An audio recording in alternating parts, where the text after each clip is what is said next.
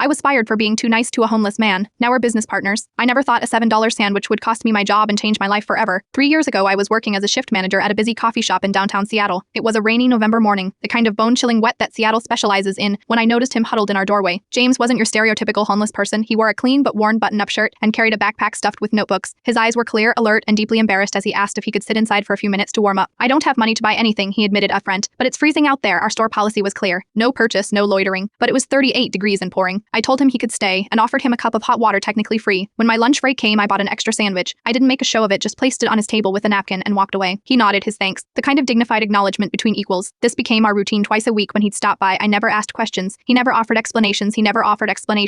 Just a sandwich in a quiet corner. Then one day my district manager made a surprise visit during lunch. She pulled me aside immediately. He's making customers uncomfortable, I explained. He wasn't bothering anyone, she disagreed. This isn't a shelter, Megan. It's a business. Either he goes or you do. I looked over at James quietly reading a worn paperback and made my choice.